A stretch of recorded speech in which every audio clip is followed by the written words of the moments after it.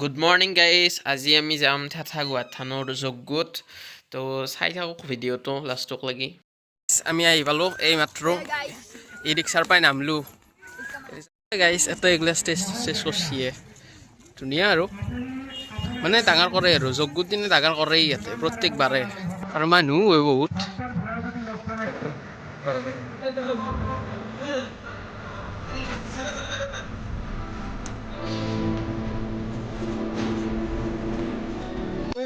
তো গাইজ এতে গুৰ্খা বহি আছে আৰু ভৰি কিনে ধুই আছে আৰু মানে গুৰ্খাত যিখিনি নিয়ম কৰে সেইখিনি নিয়ম আৰু প্ৰপাৰ নিয়ম কৰা আছে আৰু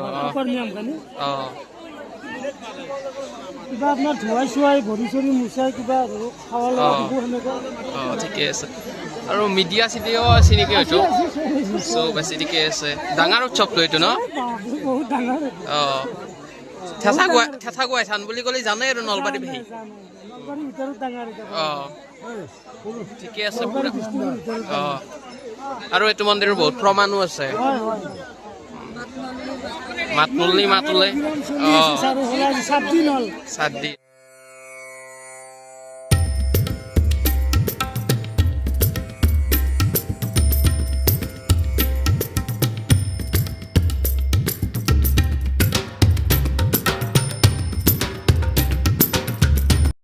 তো গাইজ এফালে নাগাৰা নাম চলি আছে মানে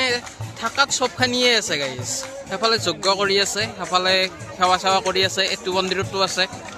মানে মানুহ আছে আৰু গোটেইখিনিয়ে হয় আৰু ভাল লাগে সেইকাৰণে আহি কিনে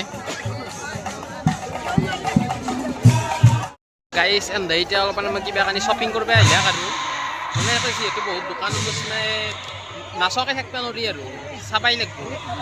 চেণ্ডেলৰ পায় মণি হেৰিৰ পায় চোফাৰ কভাৰো ওলাইছে গাইজ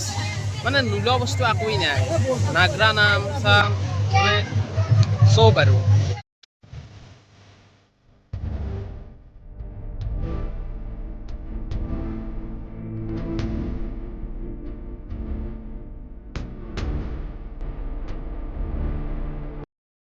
গাইজ যাই থাকান্তে হঠাৎ মোৰ বন্ধু দীপৰাজক লগ পাই গেল তো ভাল লাগিল তাকো